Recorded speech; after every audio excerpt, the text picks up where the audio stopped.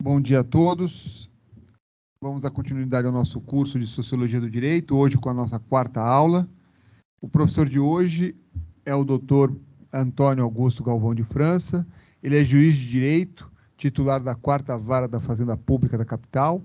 É mestre em Filosofia e Teoria Geral do Direito pela Faculdade de Direito da Universidade de São Paulo, Largo São Francisco, sob a orientação do professor Alisson Mascaro. Então, é com grande satisfação que nós o recebemos, Antônio. É um grande amigo também, que eu tenho a satisfação de acompanhar a trajetória acadêmica, um intelectual importante hoje dentro da corrente do pensamento crítico, uma produção no estudo e pesquisa de mestrado de um intelectual muito importante, pouco conhecido no Brasil, o Fischer, que ele teve a grande capacidade de organizar o seu pensamento e fazer associações importantes com questões contemporâneas.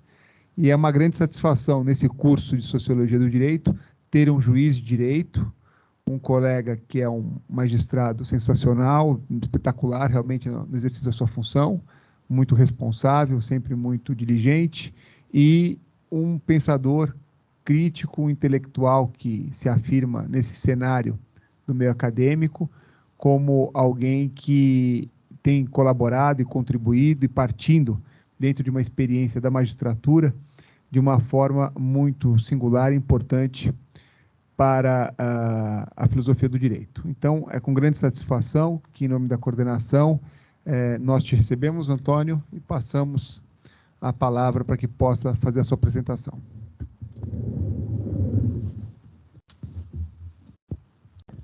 Dr. Luiz Manuel Fonseca Pires, agradeço muito não só o convite, e também aqui agradeço ao Dr. Paulo Magalhães, desembargador, que também, de forma muito honrosa a mim, também fez esse convite para que eu integrasse o corpo docente desse importante curso da Sociologia do Direito aqui na Escola Paulista da Magistratura.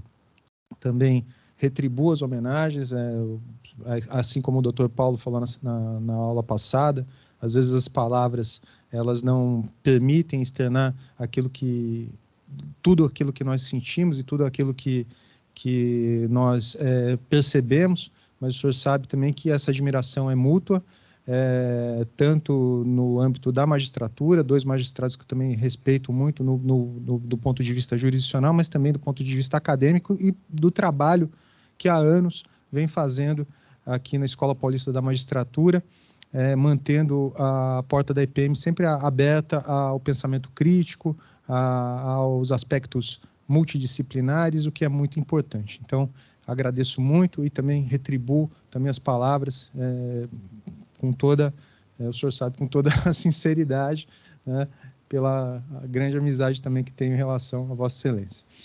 Bom dia a todas e todos. É um grande prazer estar aqui. Também um bom dia a todos e todas que nos acompanham pela videoconferência.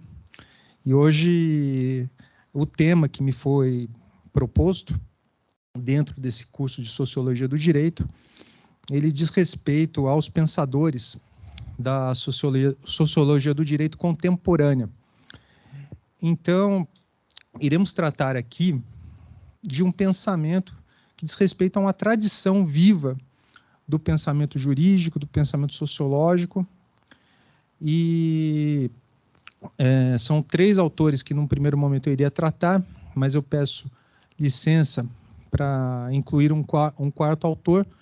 Então, o tema hoje diz respeito a Niklas Luhmann, Jürgen Habermas, que estão no campo das sociologias do direito positivistas, Michel Foucault e Pierre Bourdieu, já no campo das sociologias do direito não positivistas. E aqui, assim como o professor Alisson costuma fazer, eu enfatizo o plural desses positivismos e esses não positivismos. Tá? Só...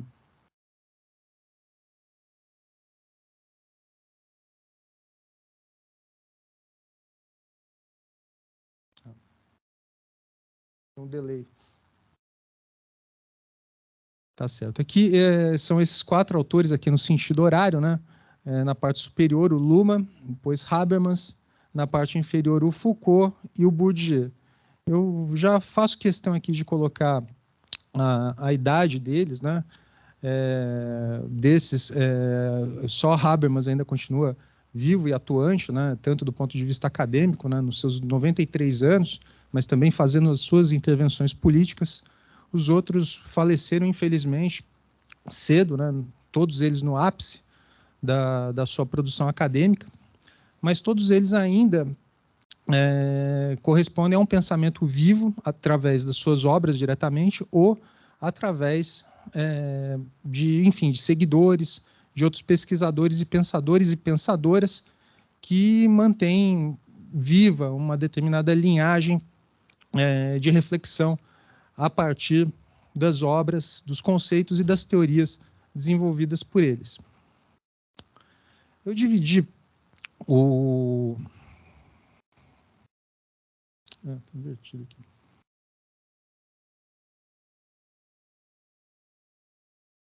Eu fiz um roteiro de exposição, até porque é muita coisa que a gente vai tratar aqui, e eu fiz um plano de aula dividindo em três linhas centrais de reflexão. A primeira delas diz respeito justamente a explicar essa classificação dos 3 caminhos do pensamento contemporâneo, que é uma classificação que foi desenvolvida, que foi feita pelo professor Alisson Mascaro, originalmente no livro Filosofia do Direito, mas que agora ele transpôs para a sua obra recém-lançada, que é o Sociologia do Direito. A segunda parte da exposição eu pretendo focar mais, e eu acho muito importante esse aspecto, que diz respeito à conjuntura social, à conjuntura política, à conjuntura cultural e até mesmo geopolítica, que serviu de pano de fundo, ou, enfim, a problemática que esses pensadores enfrentavam quando desenvolveram os seus principais conceitos, as suas principais teorias. Eu acho extremamente importante isso, e acho que até o professor Camilo enfatizou isso também, essa relevância da conjuntura histórica na análise de um determinado pensamento, de um determinado tipo de reflexão. Na aula passada, eu estou acompanhando como aluno, né? Então também estou inscrito como aluno aqui também, né? Então eu estava acompanhando a aula do professor Alisson, e não era o tópico da aula dele, mas em algum momento ele lembrou uma frase do Hobbes, né? O homem é o lobo do próprio homem. É uma frase muito conhecida, né? E às vezes há uma visão, mais ou menos de um senso mais superficial comum, que Hobbes seria um pensador mais digamos, mais totalitário ou pessimista, né?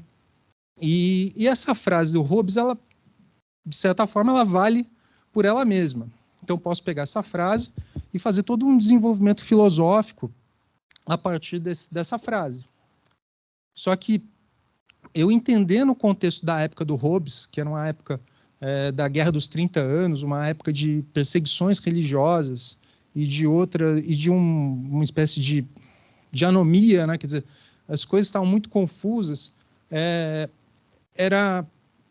Havia assim, um elemento social que muito dialogava com aquela obra que estava sendo desenvolvida. Como eu vou tratar de 4 autores, me ocorreu, assim, talvez enfatizar um pouco mais essa conjuntura social, porque todos eles, eu vou voltar ao frame anterior, o slide anterior, acho que dá até para avançar um pouco. Todos eles atingiram o patamar mais elevado de reflexão do seu pensamento nos anos 70. Então dá para ver que todos eles nasceram na mesma época, todos na segunda metade da década de 20, e quando chegou a década de 70, Habermas já era Habermas, Luhmann já era Luhmann, Foucault já era Foucault e Bourdieu já era Bourdieu. Os principais conceitos deles já estavam delineados, né? E a problemática que eles enfrentavam era mais ou menos a da virada dos anos 70, que a gente chama de virada do Fordismo para o pós-Fordismo. Então, muitas das questões e dos conceitos que eles trataram e desenvolveram têm a ver com a problemática social, cultural e política que ocorria naquele período, né? E era um período de transição, né? Aí, só depois disso, é que eu vou entrar nos principais conceitos de cada um desses autores e tratar enfim, das suficiências ou insuficiências daquilo que ainda é possível aplicar em maior ou menor grau de cada uma das suas teorias.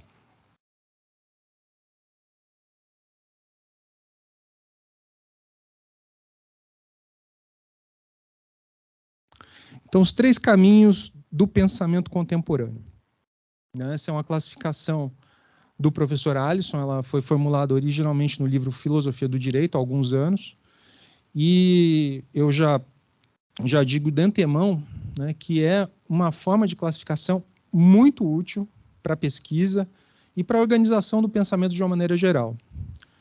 Eu utilizei essa classificação muito na minha dissertação de mestrado sobre a obra do pensador inglês Mark Fisher, inclusive para poder organizar o pensamento do Fisher dentro dessas correntes filosóficas, dessas correntes de pensamento filosóficas ou sociológicas, até porque às vezes um determinado pensador ele tem um momento positivista, depois ele evolui eventualmente para um momento crítico e alguns saem do campo crítico e adotam uma postura mais, digamos, conservadora e vai para um momento, digamos, positivista.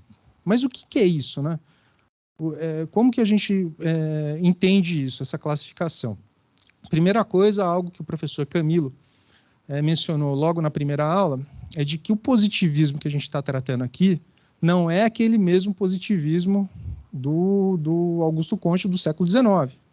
A gente está falando assim, de um positivismo mais na sua acepção jurídica, mais no sentido próximo daquele que a gente entende, quando quem é do direito vai entender melhor, quando a gente fala, por exemplo, de Hans Kelsen. Então, os pensadores positivistas da sociologia, do direito é mais fácil a gente identificar na filosofia do direito, que o positivismo é aquele que tenta, na filosofia do direito, leva em consideração como centralidade de reflexão a norma. Agora, no campo da sociologia do direito, o pensamento positivista sociológico é aquele que leva mais em conta as instituições. Ele analisa a problemática a partir de determinadas instituições e procura, de algum modo, tentar resolver determinados problemas ainda nos quadrantes dessas mesmas instituições. Então, o que se visa é muito mais um aperfeiçoamento institucional, né? Então, eu parto de uma base institucional e o meu teto é também de caráter institucional, tanto no que diz respeito à reflexão, quanto no que diz respeito às soluções que eu apresento.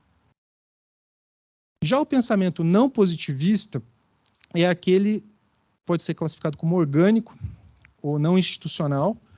Então, eu tenho a compreensão de que as linhas de força que pautam as relações sociais, que estruturam a sociedade, elas vão além das instituições, vão além da norma e revelam um grau muito maior de complexidade. Então, dentro já exemplificando, e aqui só fazendo um pequeno parênteses, né, dos últimos 200 anos, vamos pegar 200 anos como média, qualquer pensador dos últimos 200 anos, da filosofia, da ciência política, das relações internacionais, eu vou até forçar um pouco aqui, talvez não da psicanálise, mas talvez da filosofia da psicanálise, eu consigo enquadrar num desses 3 caminhos. Eu já falei de 2, do positivismo, do não positivismo, e daqui a pouquinho eu vou explicar rapidamente o crítico, que é o tema do professor Alisson Mascaro, mas eu vou pelo menos dar uma geral a respeito do conceito para a gente poder fechar essa classificação. Então, por exemplo, vamos pensar em Carl Schmitt. A verdade do Carl Schmitt nas relações sociais, ela está muito mais vinculada a concepção de soberano, de poder, de quem detém de fato o poder. E para Carl Schmitt, né, tem aquela máxima: soberano é aquele que detém o poder da exceção, aquele que consegue levantar a norma, levantar o ordenamento jurídico e reposicionar as coisas em outros termos. E, eventualmente, só vou saber quem é o soberano a partir do momento que a exceção está instalada. Já Foucault, já estou antecipando onde é que a gente vai enquadrar Foucault, ele também é um não positivista. Ele pode ser enquadrado tanto no campo da filosofia do direito não positivista ou da sociologia do direito não positivista. E para Foucault, nesse âmbito de reflexão, a verdade do direito ou a verdade do funcionamento das instituições está no poder, principalmente naquele conceito central do Foucault, que é o da microfísica do poder. A verdade, das relações de força não estão, por exemplo, vou dar um exemplo, a verdade dos presídios não está na lei de execuções penais, ou a verdade do processo penal não está no CPP. A verdade da LEP, da Lei de Execuções Penais, ela está nas celas dos presídios, em Presidente Bernardes, ou em Pedrinhas, ou nos corredores dos fóruns, né? A gente pode imaginar que hoje em dia tem uma súmula vinculante que veda o uso de algema. Praticamente não se aplica mais. Quando houve o surgimento dessa súmula vinculante, ainda havia um certo costume de justificação do uso da algema. Hoje em dia, se a gente pega atas de audiência criminais, a gente vê essa fundamentação. Mas em outros âmbitos, não há essa justificação. Então, a verdade está onde? Está na súmula ou está na realidade concreta? E esse é um pensamento tipicamente não positivista. Outro pensador também não positivista, que trata muito do tema da guerra, é Clausewitz, né, um oficial prussiano do século XIX, que tem um livro conhecido chamado Da Guerra, e tem aquela frase famosa, né, que a guerra é a continuação da política, só que por outros meios. Então, ele não fala que a guerra é uma declaração formal de estado de guerra, não. A guerra é uma materialidade política, né? Tanto é que, se a gente imaginar, por exemplo, o conflito do Vietnã, a guerra do Vietnã, formalmente ela nunca foi declarada. Se a gente pegar o papel, uma análise positivista vai falar, não houve guerra, né? Então,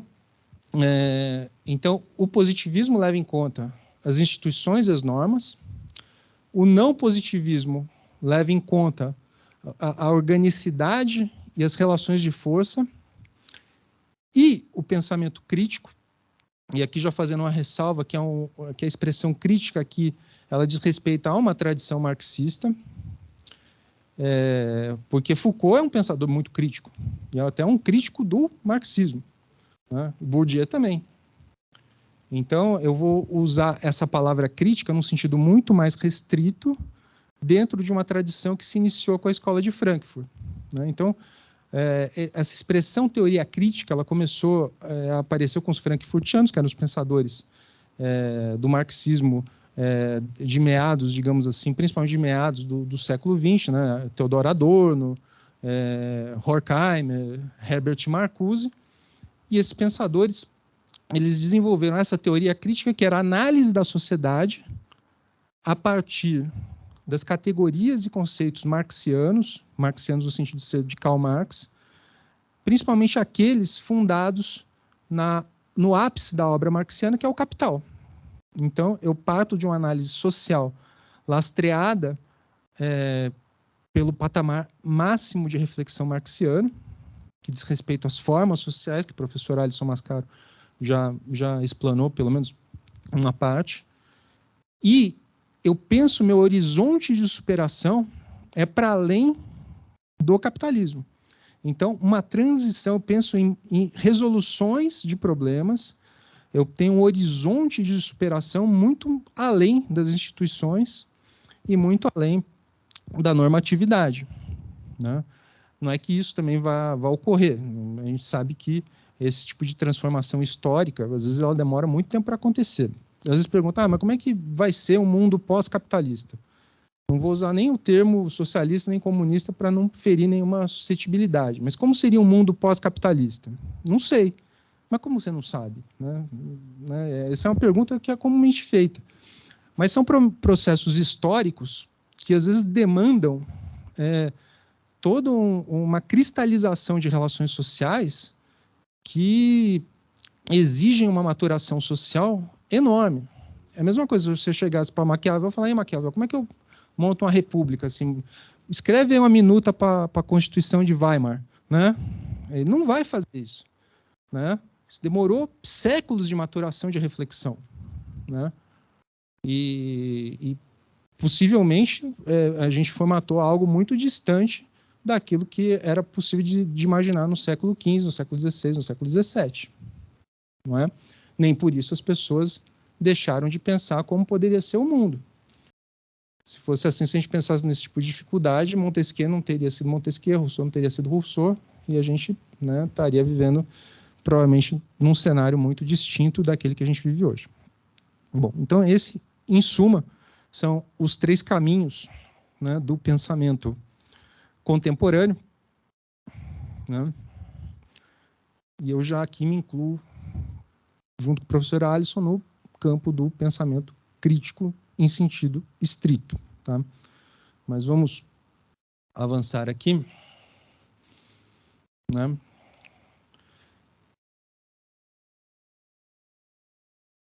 Opa. Não fui eu aqui, né? Sumiu aqui. O pessoal da técnica depois me ajuda aqui, que aconteceu, o PowerPoint saiu do... Né? Mas eu lembro de cabeça, mais ou menos. Mas já avançando no segundo tópico, diz respeito à conjuntura social em que esses autores... Obrigado. Em que esses autores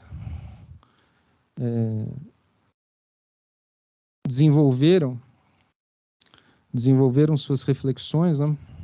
E aqui voltando ao slide anterior, né, que diz respeito à idade deles, né, todos contemporâneos, mas eles desenvolveram suas obras num momento crucial da humanidade, que foi o momento de virada do período fordista para o período pós-fordista. Né? Esses conceitos Fordismo e pós-Fordismo são conceitos muito utilizados no campo crítico, e para eu entender essa virada, eu preciso saber minimamente o que foi o Fordismo, o que foi o pós-Fordismo. Né? A expressão Fordismo ela pode ser interpretada no sentido estrito, no sentido comum. A expressão Fordismo vem de Henry Ford, né, o fundador da Ford Motors, né? E ela faz, num senso comum, ela faz referência à linha de montagem. Então, o Ford foi o primeiro empresário, o primeiro empreendedor que instituiu a linha de montagem em esteiras mecânicas.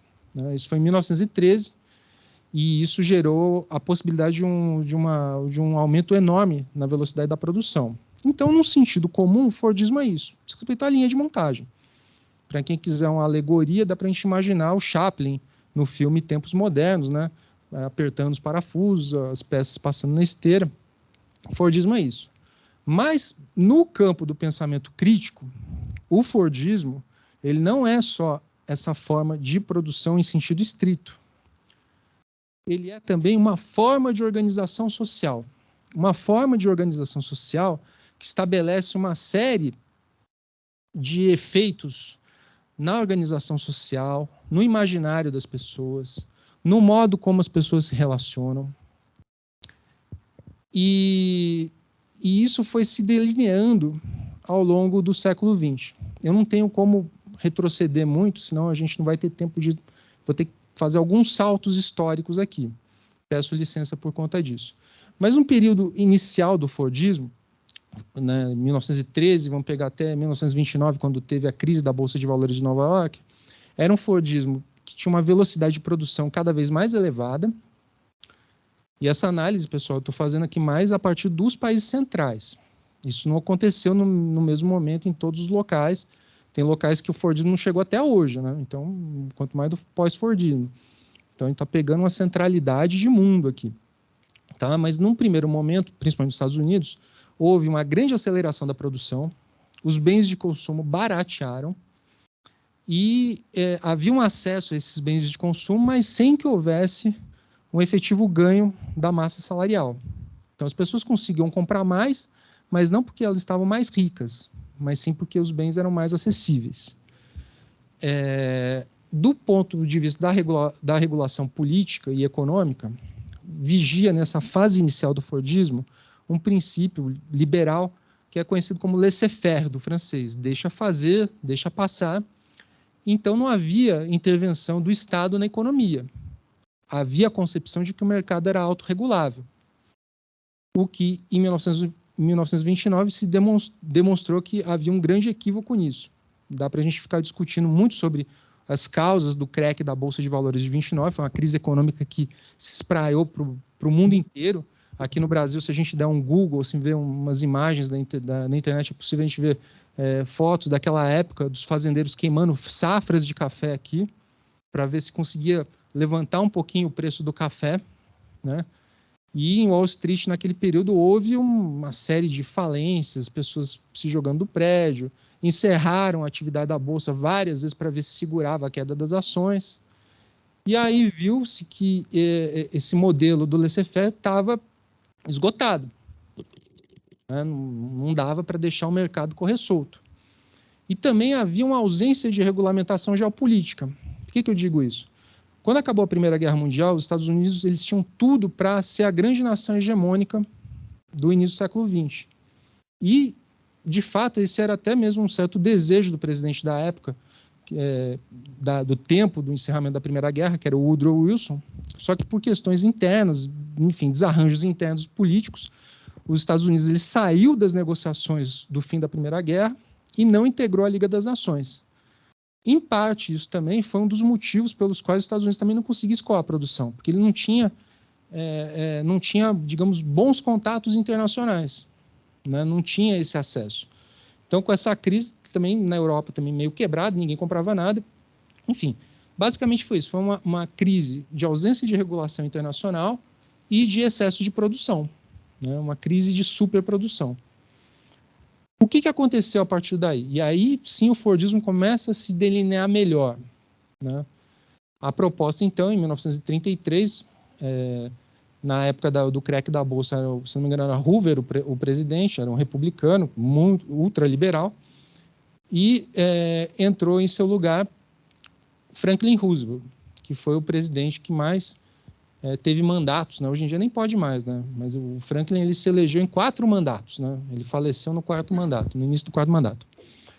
E aí ele instituiu o New Deal. New Deal quer dizer novo acordo, e aí sim começa a se delinear melhor o Fordismo.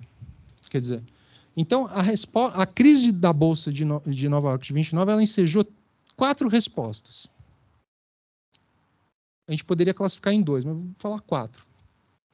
2 porque houve respostas do tipo grande intervenção estatal e teve uma resposta do tipo para não intervenção estatal. As respostas de intervenção estatal foram as respostas que pegaram. Então, surgiu um liberalismo social representado pelo New Deal, eu já vou explicar melhor o que é isso. Já teve uma resposta anterior à própria crise, que era a resposta soviética. A União Soviética ela foi pouco afetada pela crise de 29, né? Ela estava num momento de grande evolução industrial e tinha uma economia muito compartimentada, muito estanque, né? Então ela foi pouco afetada pela crise e houve os regimes totalitários. Essas 3 respostas de elevada intervenção estatal à crise, nazismo e fascismo. E teve uma 4ª que não pegou naquela época, mas pegou depois, que foi o neoliberalismo. Então, o neoliberalismo ele surgiu mais ou menos, se tiver uma certidão de nascimento do neoliberalismo, tem data. É 1937. Em 1937 teve um evento chamado Colóquio Walter Lippmann, que ocorreu na Suíça, aliás, na Suíça não, na França, em Paris. E esse colóquio Walter Lippmann, ele foi organizado em torno do nome desse jornalista, Walter Lippmann, que tinha escrito um livro chamado The Good Society.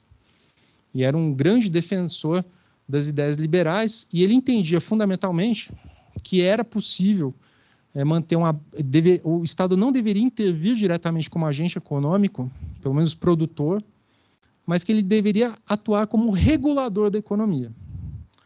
Mas, de resto, relações trabalhistas, redes de proteção social do tipo previdência privada, isso, fala, não, isso não pode. Isso não é adequado, isso tem uma frase de outro pensador neoliberal, que é o Hayek, né, Friedrich Hayek, isso é o caminho da servidão. Se você tem um Estado babá que dá tudo para as pessoas, elas não vão se desenvolver. Essa era uma concepção neoliberal, que é uma concepção muito mais de um caráter ideológico, político, do que propriamente econômico. Mas o neoliberalismo não pegou naquela época. Houve a Segunda Guerra Mundial, e o que pegou mesmo foi o New Deal, né? Uma política baseada nas ideias econômicas de um pensador, de um economista inglês chamado Keynes, John Maynard Keynes. Tanto é que muitos chamam também o período fordista de período keynesiano, né, que entendia que o Estado deveria investir pesado na economia. O que foi esse New Deal? Foi um investimento pesado estatal, através de grandes contratações, obras públicas, financiamento público, criação de redes de proteção social, previdência, saúde, aumento da capacidade econômica, da massa salarial. E, com o advento da Segunda Guerra, isso ganhou um empuxo. Os Estados Unidos entrou numa economia de guerra, que para ele foi altamente benéfica, porque ele produzia muito e o território dele ficou intacto. O único ataque que os Estados Unidos sofreu na Segunda Guerra Mundial no seu território foi Pearl Harbor. Passou Pearl Harbor, o parque industrial dele ficou intacto. As baixas mesmo, as mortes, né, também ocorreram só das pessoas que efetivamente estavam na guerra. Então, quando acabou a Segunda Guerra Mundial, se a gente pegar, por exemplo, vamos pegar só um frame da potência estadunidense no final da Segunda Guerra. Vou pegar a Marinha. Marinha dos Estados Unidos. Quando começou a Segunda Guerra Mundial, a Marinha dos Estados Unidos era mais ou menos a quarta do mundo. Tinha Inglaterra, França, Japão e depois Estados Unidos. Quando acabou a Segunda Guerra Mundial, a tonelagem e número de navios da Marinha estadunidense era maior do que todas as outras marinhas do mundo somadas. Só em termos de porta-aviões eles tinham mais de 100. Então era uma coisa absurda. E dessa vez eles não se furtaram, tal como aconteceu na Primeira Guerra, de assumir uma posição hegemônica. Eles entenderam que aquilo era necessário até para a própria continuidade do capitalismo, né, e para evitar novas guerras. Então, na medida que a guerra ia acabando, já em 1944, começaram a se delinear toda uma formação geopolítica distinta. Foi nesse período que surgiu, por exemplo, o FMI, a ONU, e os Estados Unidos capitaneando toda essa estrutura geopolítica nova. E, principalmente, também a parte financeira internacional, que foi delineada pelo Acordo de Bretton Woods. Bretton Woods era uma localidade na costa leste dos Estados Unidos, e dentre as coisas que foram pactuadas, era de que o dólar, basicamente é isso, o dólar vai ser a moeda mundial. E os Estados Unidos vão garantir a solvabilidade do dólar com base no ouro. Então, para cada dólar emitido, eu vou ter que ter uma determinada quantidade de ouro. Então, institui-se o padrão ouro-dólar, e aí o resto da história a gente vai ter que dar um salto aqui, né? Depois houve Guerra Fria, a polarização do mundo, né? A ideia, no começo até do Roosevelt, né, era de que os Estados Unidos talvez caminhassem um pouco mais, digamos, para a esquerda, e a União Soviética caminhasse um pouco mais para a direita, mas o Roosevelt faleceu antes do final da Segunda Guerra, né, no início de 1944, entrou no seu lugar o Harry Truman, né? Não estou falando aqui de um voluntarismo, estou falando que o Harry Truman, ele, pessoa, foi responsável pela Guerra Fria. Mas foi ele que deu, digamos, a má notícia, né? Em 1947, ele declara o comunismo como grande inimigo dos Estados Unidos e formalmente institui uma polaridade no mundo, né? Aqui no Brasil também, naquela época, em 1947, se não me engano, o Partido Comunista Brasileiro foi colocado na ilegalidade, né? Vários mandatos cassados. Inclusive, se não me engano, naquela época, Prestes tinha sido eleito como senador, com uma grande votação, teve o seu mandato cassado também, e instituiu-se esse clima de Guerra Fria. Eu vou ter que avançar aqui para a gente não não perder muito tempo nessa parte histórica, só tomar uma aguinha aqui.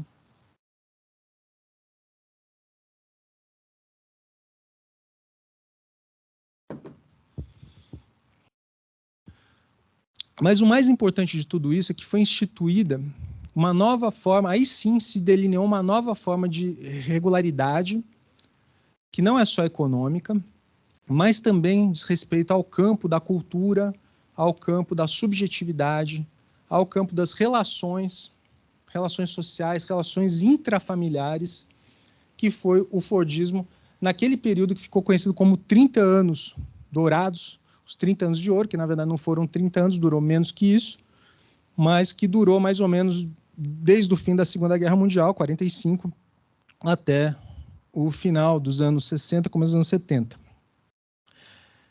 Nesse período, né, os Estados Unidos foi o grande reconstrutor das economias dos países que sofreram com a guerra, né, ressalvada a União Soviética, que teve que se reconstruir praticamente sozinha, mas através dos planos de recuperação econômica, né, plano Marshall nos países ocidentais, plano Colombo nos países orientais, através desses planos de recuperação, os Estados Unidos ele conseguia também escoar seu grande volume de produção, né, porque ele tinha esse problema. Criou-se uma máquina de guerra fantástica, né? Então, o que eu vou fazer com isso? Então, também não é que foi só um pacote de bondades, também havia um interesse estrutural nisso. Tá? Tanto é que, na medida em que os países que foram ajudados inicialmente pelos Estados Unidos, eles começam a ganhar pujança, isso gera problemas para os próprios Estados Unidos. Então, quem são os grandes concorrentes dos Estados Unidos no final dos anos 60? Alemanha, Japão, França, Inglaterra, em certa medida, Itália também. Quer dizer, os carros estadunidenses no final dos anos 60, começo dos anos 70, sofriam uma grande concorrência com os carros japoneses. Ou, por exemplo, os produtos eletrônicos japoneses que já fustigavam a indústria eletrônica dos Estados Unidos. Né? Só que mais que isso, quando a gente fala em virada do Fordismo para o pós-Fordismo, a primeira coisa que a gente pensa é na questão econômica. Por exemplo, crise do petróleo. Ou essa crise de concorrência dos Estados Unidos com os demais países. Mas essa crise dos anos 70, ela também foi uma crise de governabilidade. Por que isso? Muita gente tentou entender isso nos anos 70, tanto pessoas do campo do establishment, digamos assim, quanto do campo crítico, né? Porque havia uma coesão social que era muito lastreada o quê? Num tipo de unidade familiar tradicional. Havia também uma determinada produção cultural muito limitada, né? Porque se a gente imaginar, mas houve o rock nos anos 50, anos 60, mas era um rock muito água com açúcar, né? Se a gente pegar, por exemplo, primeiro Beatles, né, no comecinho, né, I Wanna Hold Your Hand, ou Elvis, né, Tutti Frutti, né? Era uma coisa assim, o pessoal ficava escandalizado na época, mas era uma coisa que a gente vê, né? Não era assim, era algo pueril. Mas com o tempo isso começou a evoluir para termos muito mais radicais e muito rapidamente. Então vou pegar um exemplo dos próprios Beatles. Pegar Beatles. Se a gente pegar Beatles no comecinho dos Beatles, I Wanna Hold Your Hand. Aí se a gente pegar, por exemplo, Sgt. Pepper's, né, já tem uma psicodelia, uma complexidade muito maior. Ou outro disco, Revolver, né, Revolution, né, então, o John Lennon falando de revolução, né? Então, quer dizer, tem uma mudança cultural. A gente pode pegar outra, não lembro se é Temptations. Quem puder me ajudar, não sei, aquele canta My Girl, né? Acho que era isso, né? My Girl, é isso? Temptation? My Girl, né? Depois de 3 anos, o Temptation está falando Psychedelic Shag, né? Não vou nem traduzir aqui para não ferir suscetibilidades. Mas então, quer dizer, houve um câmbio cultural muito rápido. Alguns pensadores do establishment tentando entender o que está acontecendo aqui, né? Esse pessoal tem tudo, né? Quer dizer, tem o Fordismo, vocês têm bens de consumo, né? Tem bons salários, né? Então, para quem viveu para um estadunidense que viveu o período da Segunda Guerra Mundial, tá tudo muito bom, né? Porque, pô, sofri na guerra, perdi meu irmão, né? Às vezes mesmo para a posição da mulher, que sempre sofreu bastante por conta do patriarcado, não vou me estender nisso, até porque não vou respeitar minha posição nesse assunto, mas até mesmo havia essa opressão patriarcal, de certa forma, era compensada por um tipo de estrutura familiar mais ou menos confortável. A gente sabe que não é bem isso, né? Mas a ideia era mais ou menos essa. Mas o que aconteceu? Na medida que as necessidades básicas elas são atendidas, e durante muito tempo elas são atendidas, e na medida que a gente tem quase que um pleno emprego, né? A taxa de desemprego no final dos anos 60 nos Estados Unidos é muito baixa, começa a surgir uma crise de governabilidade. O que é isso? As pessoas querem mais. É que nem o Titãs fala, né? Diversão e arte. A gente não quer só comida, né? E aí também eu não quero mais ser dona de casa. Eu quero outra coisa. Isso não está bom para mim, né? Ou eu não quero trabalhar numa linha de montagem durante 8 horas por dia, imaginando que eu vou fazer isso durante 30 anos, né? Para a gente capturar o pensamento, a sensação subjetiva, a gente pode imaginar pegar um filme, né? Seguindo a tradição do Mark Fisher, gosta de falar de filme. Pegar, por exemplo, Saturday Night Fever, né, do John Travolta. Então, o John Travolta está lá na loja de tinta, ele está tentando negociar um salário com o chefe dele para poder comprar uma camisa para poder ir na balada no sábado. E aí, o chefe, reconhecendo que ele era um cara valoroso, no primeiro momento o chefe briga com ele, o chefe demite ele. Mas o chefe se arrepende, depois recontrata ele, dá um aumento para ele. Dá um aumento de $2. E na cabeça do chefe, aquilo ali era falou, estou te dando um aumento, assim, $2, né? Olha só, fica aqui comigo, ó, tá fulano ali, começa a apontar os colegas do John Travolta lá na loja, que estão lá há 30 anos na loja, como se fosse uma coisa maravilhosa. Para quem viveu na guerra, né, era uma coisa boa, né? Quer dizer, vou me aposentar, vou trabalhar aqui, mas para ele, ele falou, nossa, não quero isso para mim, não quero isso. E realmente havia uma grande crise de governabilidade naquele período. Um exemplo que costumeiramente aparece é de uma greve da General Motors em 1972. Foi a greve de Lordstown.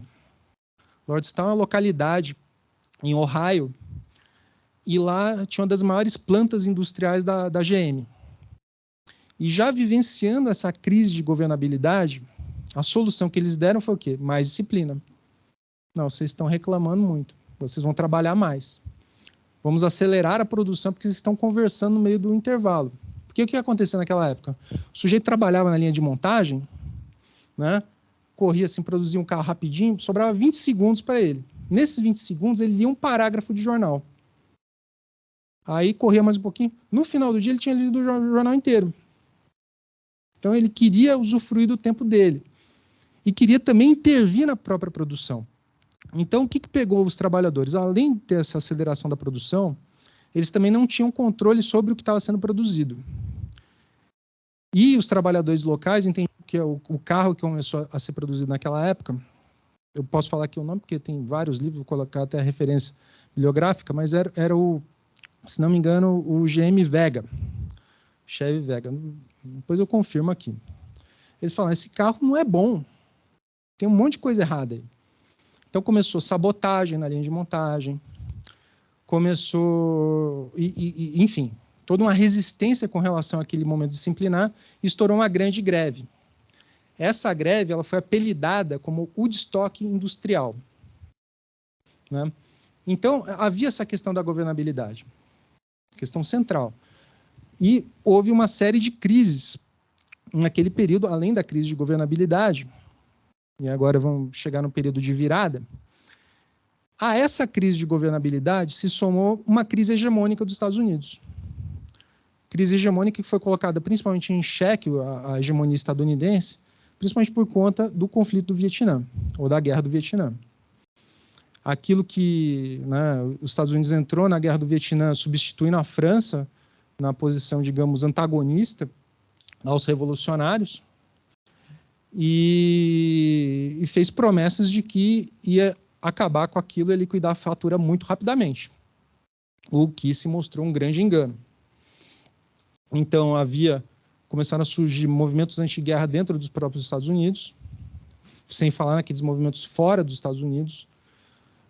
A essa crise hegemônica, a essa crise de governabilidade, se somou a crise do petróleo, de 73, que pode também ser entendida dentro do contexto de crise hegemônica, porque essa crise do petróleo foi uma crise artificial. Isso foi uma resposta de parte da OPEP, dos países produtores de petróleo, contra o apoio estadunidense a Israel, principalmente por conta das guerras daquele período, a Guerra dos 6 Dias, a Guerra do Yom Kippur. Então, havia uma crise hegemônica, também havia uma crise financeira e econômica. Né? Apesar da massa salarial estar elevada, quer dizer, os trabalhadores ganhavam bem, o valor do lucro, a taxa de lucro estava diminuindo. Também, em parte, por questão da própria concorrência que os Estados Unidos sofria dos outros países. Mas também havia uma crise econômica, né, essa da crise do petróleo. Houve um aumento artificial, né, falar de petróleo. Hoje aqui a gente está vivenciando isso, né? Está vendo essa questão agora aqui por conta de guerra e de outros fatores, mas naquela época houve um aumento artificial do preço do barril do petróleo em 400% do dia para a noite. Né? Até tem uma foto aqui interessante, né? Para quem puder ver o slide, quem estiver em casa eu explico, se não estiver vendo bem, mas era uma bandeira que tinha na porta do posto de gasolina nos Estados Unidos. Então, verde, todo mundo pode abastecer. Amarelo, só determinados carros, e vermelho, tipo, só urgência, viatura de polícia. Então, era placa comum lá. Faltou gasolina lá. Tanto é que o Proálcool surgiu, né, no Brasil nesse período, década de 70. Então, houve uma série de crises, e a crise cultural também, e as coisas, elas se mesclam. Né? Ali tem uma imagem do maio de 68 na França, e às vezes a gente fala do maio de 68, né? Sei que o professor Luiz Manuel gosta do livro do Zueni Ventura, não é esse? Do 68, o ano que não acabou. E, de fato, não acabou. Porque se a gente pegar 68 como um marco de transição do período fordista para o pós-fordismo, ele ainda continua. E o maio de 68 influenciou todos esses pensadores que a gente vai tratar hoje. Todos eles. Todos eles.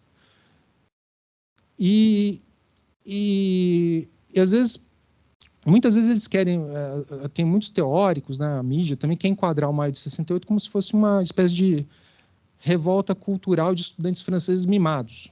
Só que foi algo muito mais complexo que isso. Naquele período, estava acabando a Revolução da Argélia. A Argélia, ela lutava contra a França por sua independência. Isso tem uma grande influência naquele período. Também houve... Olha como é que as coisas vão se mesclando. Vou só fazer um parênteses aqui para dar uma relaxada aqui. Mas em maio de 68, o que acontecia na França também? O que acontecia também? Estava havendo negociações pelo final da Guerra do Vietnã, no mesmo período. Tem um filme quem gosta de Marvel, essas coisas, tem do X-Men, que fala Dias de um Futuro, né, Esquecido, alguma coisa assim, que mostra justamente os X-Men voltando no tempo, na França, naquele período, para lidar com as questões envolvendo as negociações do Vietnã. Só que no filme não mostra que era justamente quando estava ocorrendo o maio de 68.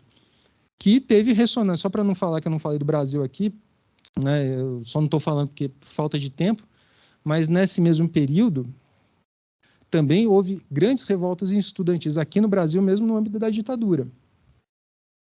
Então, foi em março de 68 que teve o assassinato de um estudante num restaurante do Rio de Janeiro, Calabouço, que era um restaurante estudantil, que era organizado pela UNE, e houve uma batida policial e um estudante foi morto. Houve uma série de revoltas, né, que se acoplaram a esse espírito do maio de 68, e não é à toa que no final do ano, nos países centrais, a resolução desses problemas se deu de uma forma mais sutil, através... Também houve repressão, mas muito menor. O que houve no final de 68? aqui no Brasil? O AI-5. Né? Então, como as coisas vão se interconectando. Né?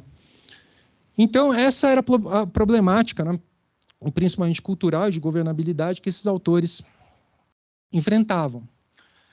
Havia o surgimento, ou pelo menos havia, não surgimento, né, porque já havia movimento, historicamente sempre houve movimento feminista, mas houve a ascensão, digamos assim, do movimento feminista, movimento negro, o movimento, na época era o movimento gay, hoje em dia a gente chama de LGBTQIA+, movimento consumerista, movimento ambientalista, uma série de problemas, uma série de questões novas, que também o marxismo tradicional ortodoxo não dava conta.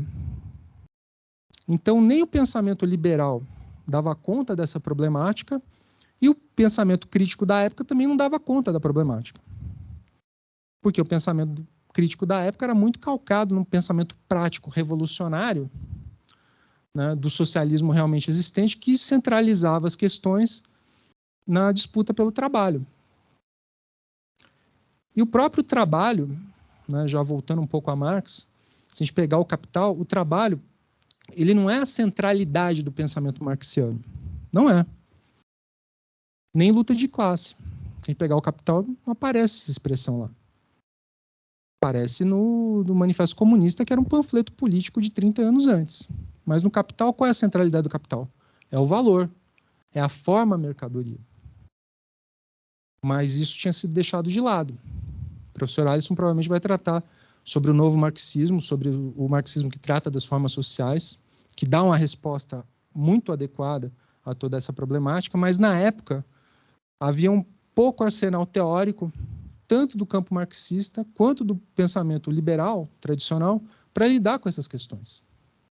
Foi um momento em que a sociologia ganhou um grande impulso, o estudo sociológico. O estudo também da filosofia do direito também ganhou um grande impulso naquela época. Né? Vamos fazer um pequeno paradigma. No período fordista, predominava o que na filosofia do direito? Kelsen, Hart. Né? O direito era quase a escola da exegese. Está na lei, não está na lei. O limite de interpretação era muito mais baixo do que a gente tem hoje em dia. Já havia grandes pensadores da hermenêutica. Aqui no Brasil, o grande exemplo é Carlos Maximiliano, né, que falava de interpretação histórico-evolutiva, de interpretação teleológica. Mas, na prática, o que vigorava era uma grande normatividade. E na filosofia do direito também. Nos anos 70, diante dessa complexidade, o que aparece? Aparece, por exemplo, surge o pensamento just-filosófico com base em princípios. Né? Ronald Dworkin, ele desenvolve a teoria dele, né, levando os direitos a sério, ele desenvolve a noção de princípio jurídico como a normatividade do princípio jurídico. E aí eu não vou nem falar muito aqui, porque o doutor Luiz Manuel está aqui, ele é especialista nisso. Eu ia até ter um Alexi também, né, que também desenvolve toda essa parte de princípios. E por que isso?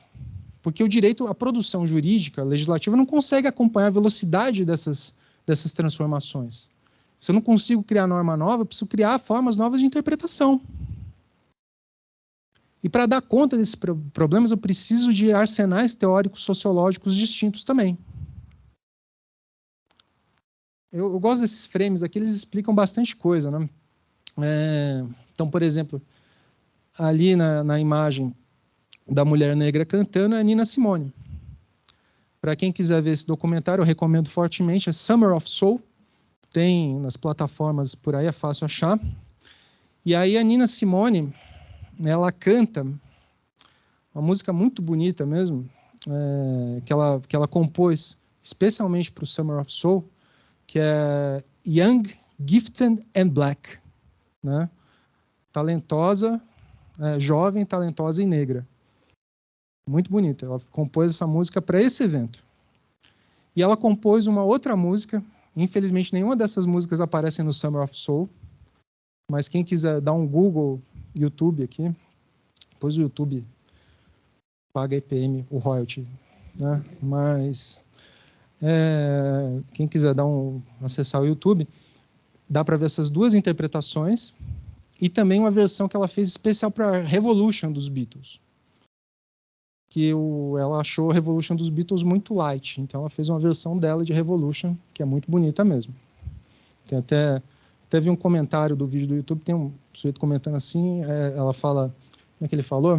Foi bem legal o comentário dele, ele falou assim, Nina Simone colocou Lennon em John Lennon, uma coisa assim. E música muito contundente. Ali em cima, no movimento feminista, também uma das linhagens do movimento feminista muito bacana, era o movimento Wages for Houseworking, salários para o trabalho doméstico. E dentre as teóricas desse movimento, tem uma teórica italiana muito conhecida, que é a Silvia Federici, né? Quem quiser saber um pouco mais sobre Wages for Houseworking, tem o livro da Silvia, que é o Ponto Zero da Revolução, muito bom. E aqui, ilustrando essa crise de governabilidade, tem ali a imagem dos protestos de Stonewall. Stonewall era um bar em Manhattan, um bar do público gay, que sofreu uma batida policial violenta, e foi isso foi em 69, foi a partir dessa batida que organizaram a primeira parada gay, Stonewall. Né? Tem até um disco do Renato Russo, né, que é o primeiro disco solo dele, que é Concerto para Stonewall, em homenagem a esses eventos. Ali também a campanha The Baby Killer, que aí ilustra o lado dos movimentos consumeristas.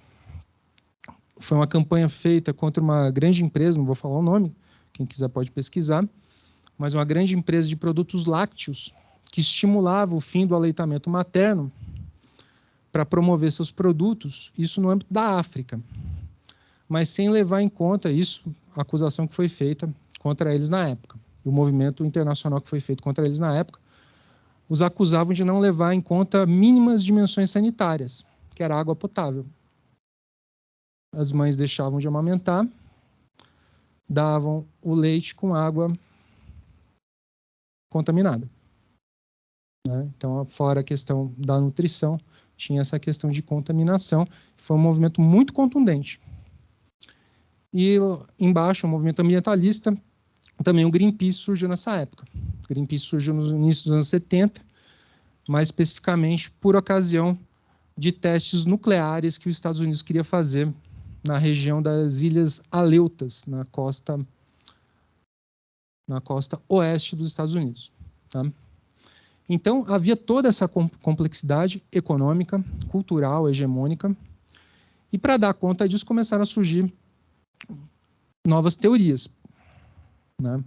Então, quer dizer, não é que as teorias também foram criadas só por conta disso, mas elas também pegam por conta disso, na medida que elas começam a ter aplicação prática para tentar resolver esses problemas.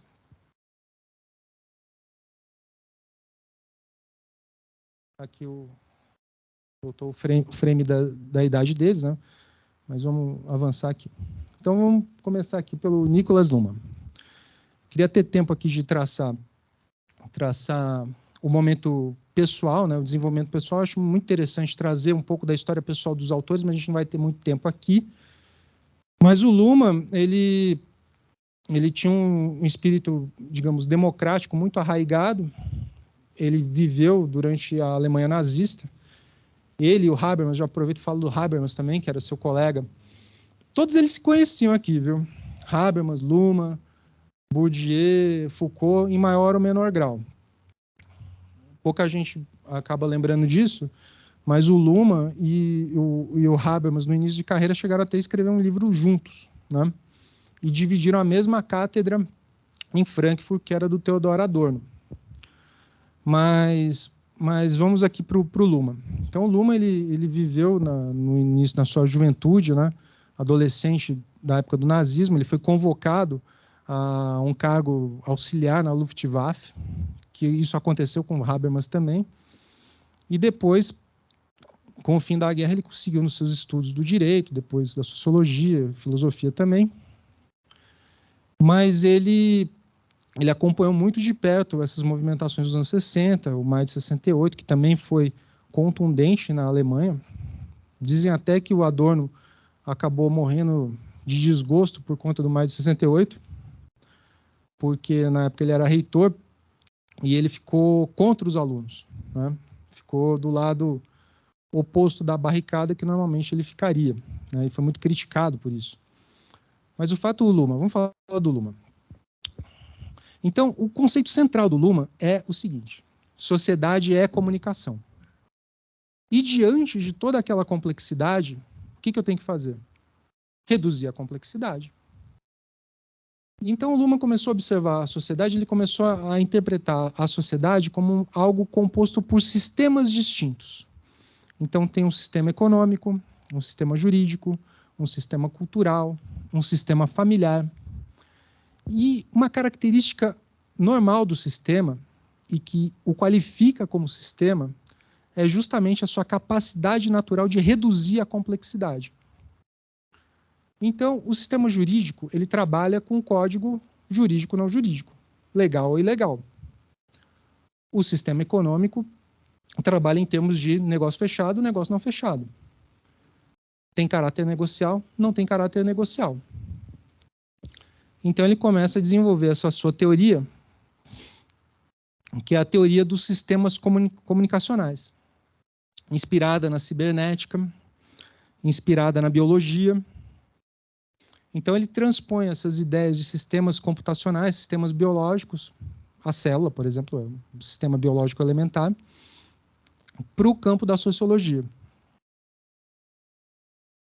A obra de referência dele, para quem se interessa em estudar um pouco mais, principalmente para o pessoal do direito, é uma obra de alta maturidade dele, que é O Direito da Sociedade, de 93. Então, Luhmann ele diferencia aquilo que é sistema e aquilo que é ambiente. E o sistema, para Luhmann,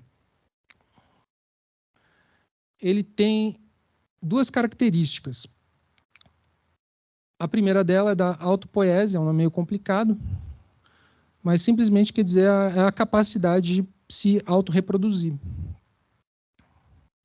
Então, o sistema ele tem a capacidade de autorreprodução, de forma que ele está inserido num determinado ambiente, mas ele se reproduz. Como é que ele se reproduz? E a gente parte para o segundo conceito principal do Luhmann, que é o do fechamento operacional e abertura cognitiva. O que é isso? Por que fechamento operacional? Porque para entrar no sistema jurídico, tem que ser jurídico. Então, ele é cognitivamente aberto, ele está aberto ao ambiente, ele percebe as coisas que acontecem de fora, mas algo só entra no sistema jurídico a partir do momento que ele é metabolizado como, digamos, fato jurídico.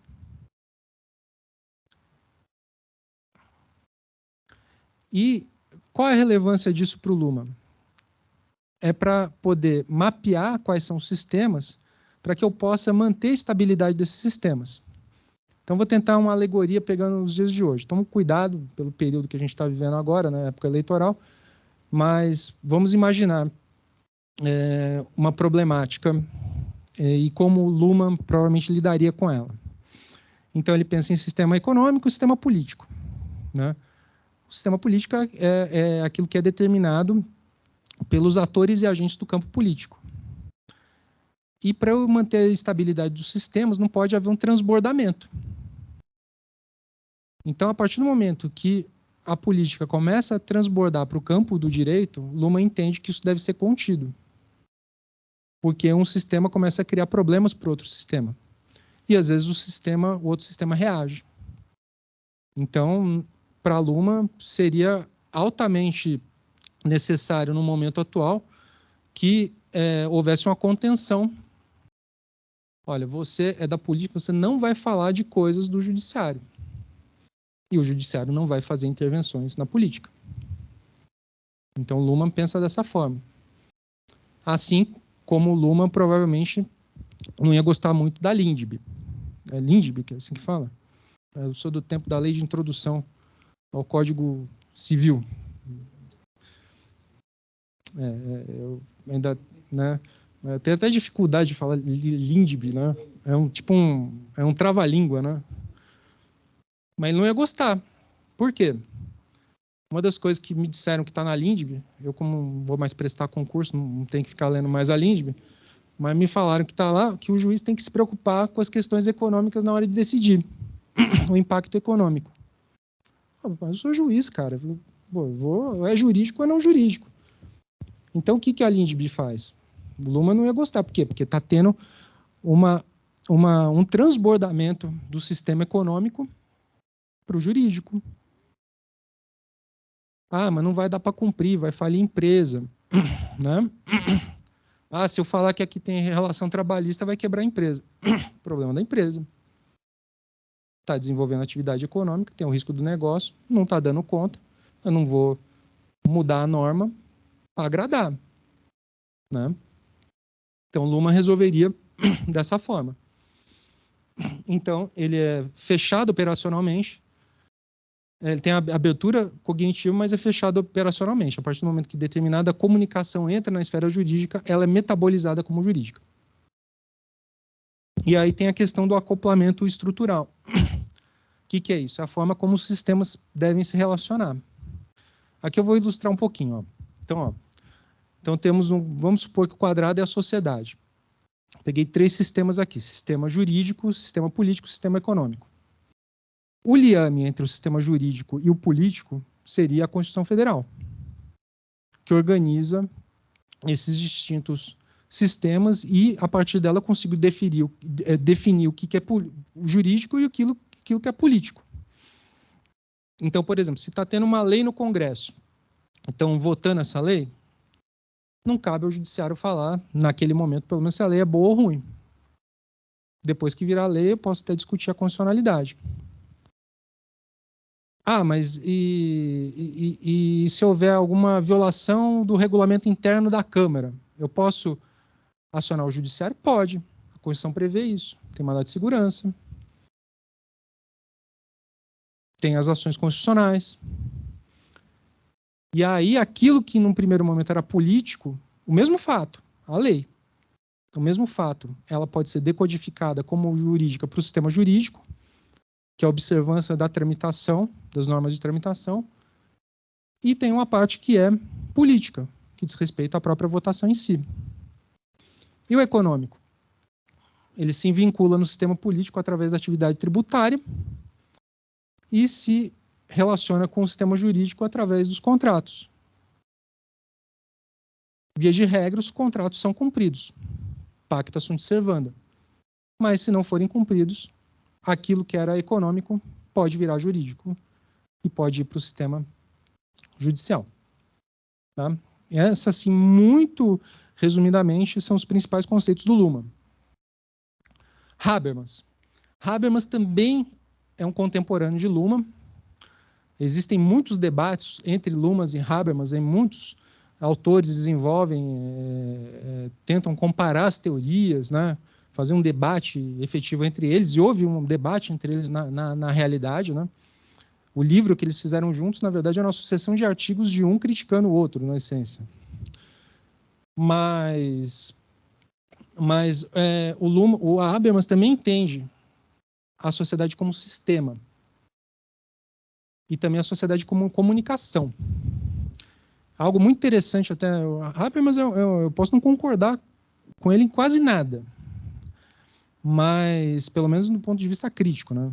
Habermas tem a sua utilidade no dia a dia jurídico, mas uma coisa que eu acho notável nele era um sujeito que tinha uma dificuldade congênita de fala e que centralizou a teoria dele na atividade comunicacional. Eu acho isso notável, assim, uma coisa é mais ou menos como o sujeito tem medo de altura e vira piloto de caça, assim, uma coisa extraordinária. Não, verdade, eu não estou... Eu acho admirável isso. Quer dizer, o sujeito que pega a dificuldade dele e leva aquilo adiante e faz daquilo a vida dele. Uma coisa muito impressionante. Mas, então, ele entende que há sistemas, que há comunicação, só que a teoria dele difere do Luhmann, porque o Luhmann ele fica distante. Até uma crítica que o Bourdieu, depois a gente vai falar do Bourdieu, mas o Bourdieu ele critica o Luhmann, que ele fala que o Luhmann é tipo o Kelsen, né? Lógico, os lumanianos ficam bravos com isso, porque o sistema jurídico para o Luhmann não difere do sistema normativo do Kelsen, na visão do Bourdieu. É uma crítica que ele faz. Ele fala assim, o Luhmann não leva em conta aquilo que movimenta os atores dentro do sistema.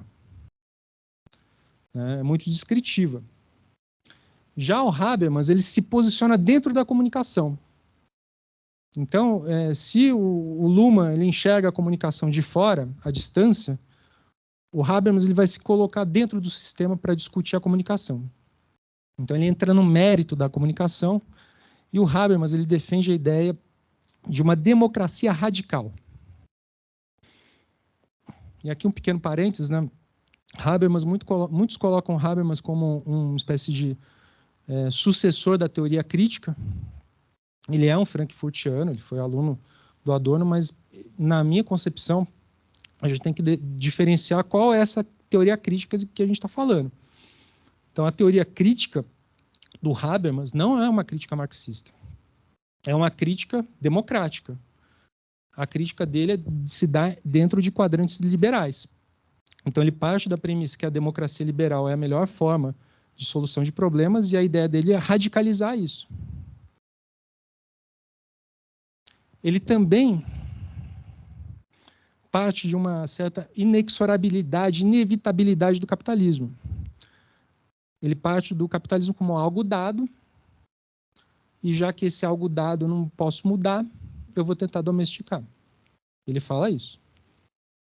Principalmente nesse livro de referência dele, que também é um livro de alta maturidade dele, que é Direito e Democracia entre Facticidade e Validade. Então, ele também tem essa teoria da ação comunicativa. Então, através da comunicação, iremos interpretar melhor o direito e, através da comunicação, também criaremos normas jurídicas mais adequadas. Essa é a ideia central. E que funciona dentro de muitas limitações. Mas, por exemplo, quando eu atuei um bom tempo na Central de Mandatos, o Dr. Luiz Manuel também atuou, sei que o desembargador Paulo Magalhães também acompanhou, também muitos casos que passaram pela Central também, mas quando há uma grande desocupação e marcamos uma audiência de conciliação, chamamos todos os atores, estamos fazendo uma ação comunicativa. Quer dizer, dentro de determinados quadrantes, dentro daquilo que temos para o dia, Habermas funciona. Não vou falar que não. Funciona. Às vezes a diferença entre uma operação acabar com uma violência física contundente e acabar sem violência física contundente é a diferença entre fazer um encaminhamento para um abrigamento e não fazer um encaminhamento. Isso é relevante na vida das pessoas. Tá? Mas tem seus limites. Então, o que eu questiono não é o método tanto do Habermas, mas o horizonte de monto dele, que é muito limitado. Mas vamos avançar.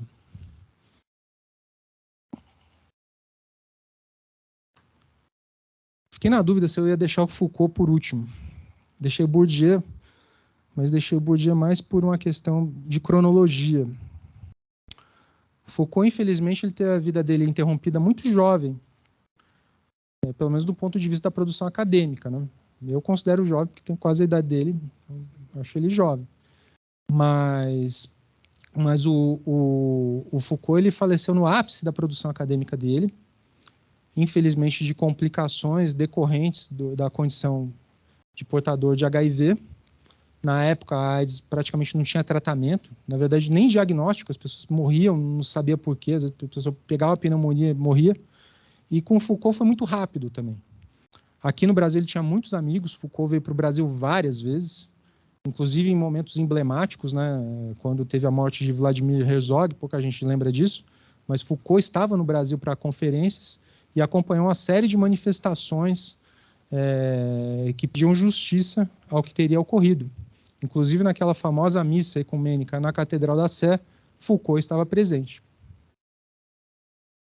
E muita gente no Brasil ficou impactada quando soube da morte dele. Ele tinha acabado de dar um curso no Collège de France e faleceu em 84. Mas vamos lá. A obra de Foucault é uma obra altamente fragmentada. Por que isso? Foucault também desenvolveu uma teoria,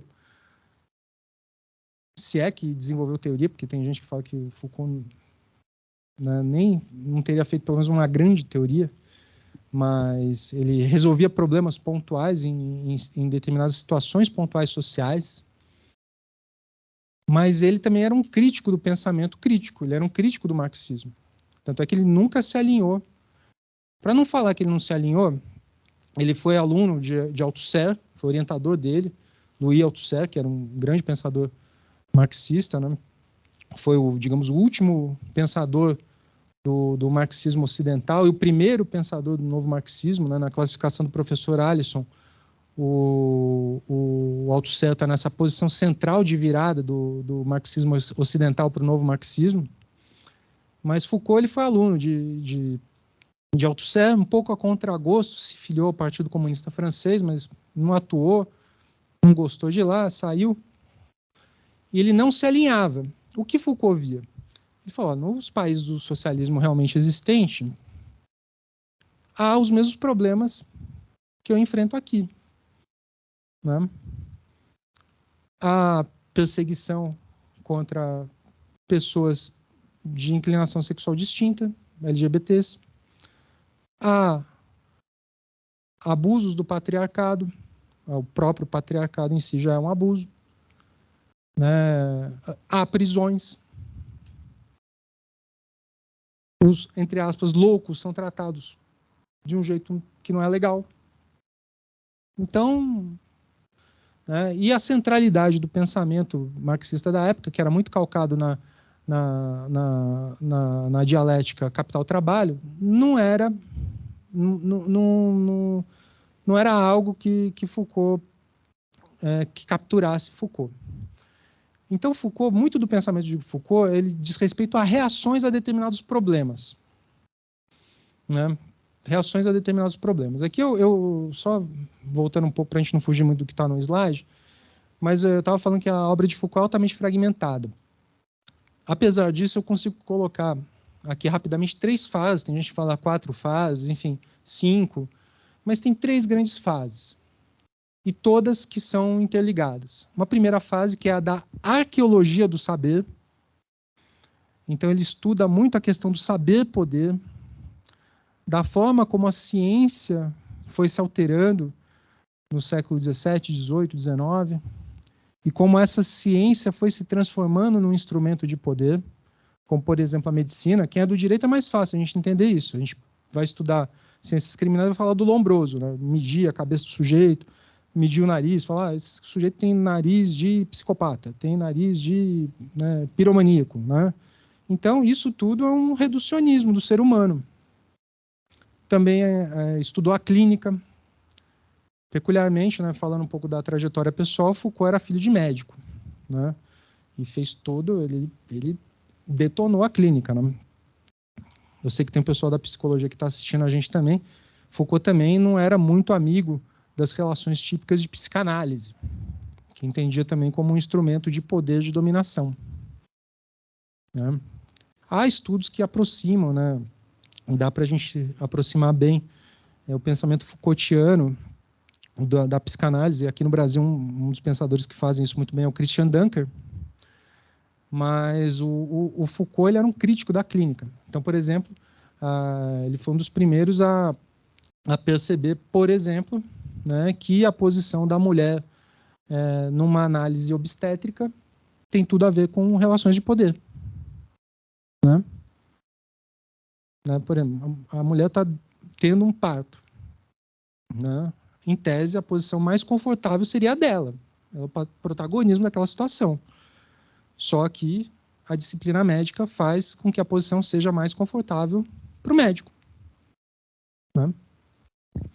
Mas o que interessa para a gente mais do Foucault, para quem é do direito, e que servem de bons livros de introdução para o pensamento Foucaultiano para quem é do direito, são 2. São 2 obras paradigmáticas.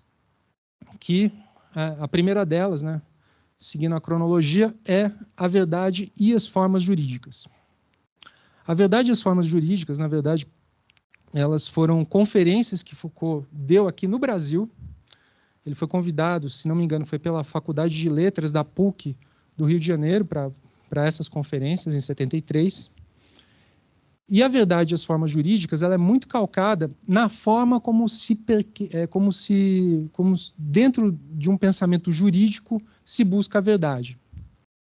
Então, ele analisa o inquérito, que ele chama de inquérito no período feudal, as ordalhas, né? Ordalhas são aqueles ritos mágicos, né, para saber se o sujeito é inocente ou não, né? Então era assim, do tipo, vou algemar esse sujeito, vou amarrar a perna, vou jogar no rio, se ele afundar, ele é culpado, né? Então todo mundo era culpado. Então ele analisa a passagem desse rito de busca da verdade para aquilo que ele chama de exame, né? Como forma de, enfim, de submissão de um determinado indivíduo a um processo que visa uma punição. Então começa com essa disciplina. Ela é muito interessante para quem está começando a ler Foucault, porque ele fala de várias coisas do pensamento dele. Ele fala de discurso. Então, um dos aspectos importantes na produção Foucaultiana é a análise de discurso, até uma disciplina AD, análise de discurso. Foucault é um dos principais pensadores da análise de discurso, junto com Michel Pechet, junto com Louis Althusser. E então ele fala de discurso nessas conferências que viraram um livro. Começa também a falar de microfísica do poder. E esse livro é meio que uma preparação para vigiar e punir. Mas vejam, diante toda dessa complexidade dos anos 70, o Foucault fala, isso aqui não tem como fazer uma teoria total da sociedade, eu preciso resolver pontualmente os problemas. E muito do que Foucault produzia eram reações dele a determinados problemas que ele encarava. No início dos anos 70, ele criou, juntamente com outros pensadores e ativistas, núcleos de monitoramento do sistema prisional francês.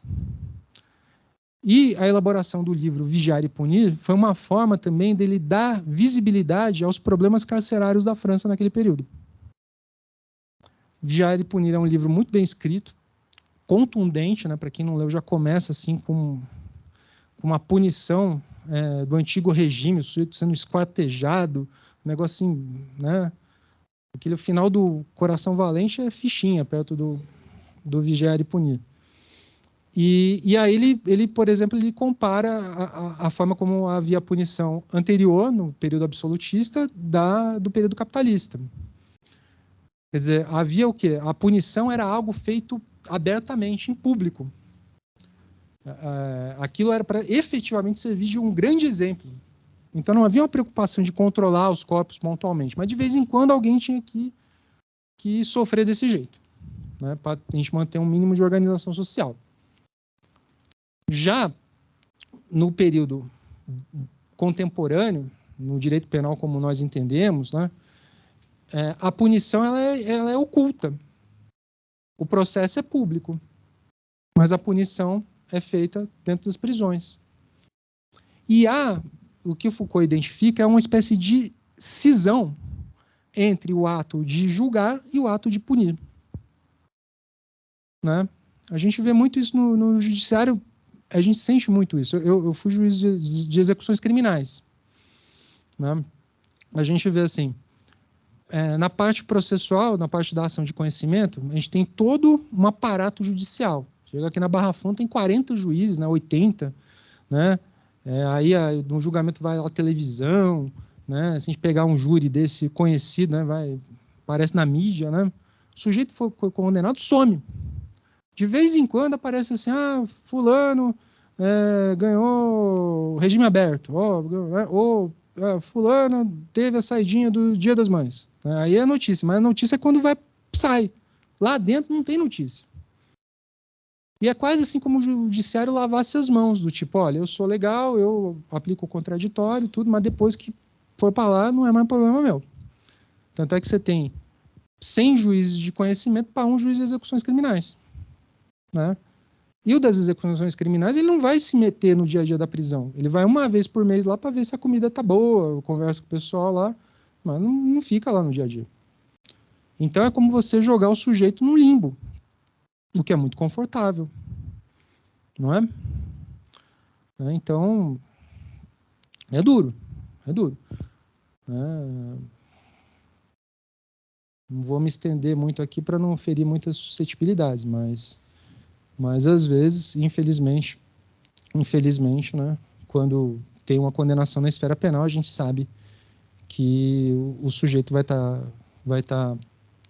passar por uma série de situações que fogem totalmente ao controle do judiciário, né? E a escusa disso é a reserva do possível, né?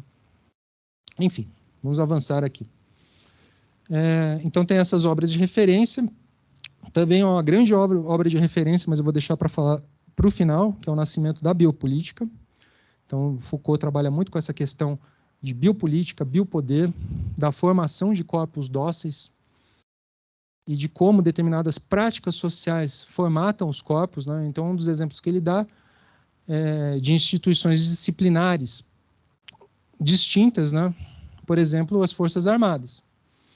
Então, quer dizer, a ordem unida, marchar, descansar, dispensado, ela forma uma postura altiva no indivíduo. Ele pode até se submeter a determinadas punições vexatórias. Paga não sei quantas flexões, vai limpar o banheiro, mas, no final das contas, é a formação de corpos disciplinados, mas com altivez. Já as prisões, não, é o contrário. São corpos disciplinados, todos são corpos dóceis, mas são corpos disciplinados numa situação humilhante. Você vê o andar do preso e o andar do soldado. São disciplinações distintas, mas ambas são disciplinações. Tá? Então, Foucault ele vai analisando pontualmente a clínica, o judiciário, as prisões, a ciência, e os conceitos centrais são esses: saber, poder, microfísica do poder, biopoder, biopolítica. E a biopolítica tem a sua contraface, que depois foi desenvolvida por outros pensadores, como, por exemplo, pelo Agamben, que é a necropolítica. A necropolítica é a contraface da biopolítica, que se revela, nem toda a necropolítica é uma política, entre aspas, do mal. Mas como não? Política da morte é do bem? Pode ser do bem. Como que acontece isso? Por exemplo, definir o momento da morte de alguém é necropolítica. Na medida que as ciências evoluíram, antes o que era a morte de alguém? No começo do século XIX. Parar de respirar, por conta própria, coração parar de bater. E hoje, como a gente identifica morte? Também é o término da função cerebral. Para que eu faço isso? Para poder fazer doação de órgão. Juridicamente falando, no início do século XIX, eu não poderia fazer um transplante de alguém que estava respirando com o coração batendo, porque está vivo. Então isso é necropolítica. Definir quem vai viver, quem vai morrer e qual é politicamente ou juridicamente o momento da morte. Recentemente teve uma morte trágica daquela atriz, a Anne Hathaway. Ela teve um acidente de trânsito, teve morte cerebral declarada, mas por vontade própria doou, já tinha deixado já determinado que no caso de morte era para doar os órgãos dela, e isso foi feito e provavelmente salvou muita gente. Então vamos avançando aqui. Pierre Bourdieu. Pierre Bourdieu, companheiro de Foucault, ambos eram professores no Collège de France, atuaram politicamente em alguns momentos, né? E Foucault foi um dos que votaram favoravelmente ao ingresso de Bourdieu no Collège de France, que é o ápice da carreira acadêmica na França, né? No Collège de France, uma das exigências é você fazer um curso aberto anualmente. Muitos dos livros de Foucault e de Bourdieu foram as transcrições das aulas dos cursos anuais que eles faziam no Collège de France, dentre os quais, por exemplo, que eu já mencionei antes, é o Nascimento da Biopolítica do Foucault, que eu vou retomar daqui a pouquinho. Ou não irei retomar, porque o tempo está acabando. deixa para os debates. Mas o Pierre Bourdieu, rapidamente, Pierre Bourdieu ele também parte da mesma problemática que o Foucault também verifica, de uma certa insuficiência do pensamento crítico marxista do tempo dele e de uma insuficiência maior ainda do pensamento liberal. E o Bourdieu, originalmente, a formação dele é filosófica e depois ele avança para a sociologia, mas o central, se for pegar um conceito central da obra do Bourdieu, é a questão do simbólico. Poder simbólico, violência simbólica, e do simbólico como forma de organização social, ou forma de compreensão de como a sociedade se organiza. Capital simbólico. Então, Bourdieu identifica que não existe só capital econômico. Há capital simbólico que eu posso até transformar em capital econômico. Por exemplo, capital cultural, capital acadêmico, sujeito que tem muitos títulos acadêmicos. Isso pode se reverter num cargo melhor, num salário menor. Né?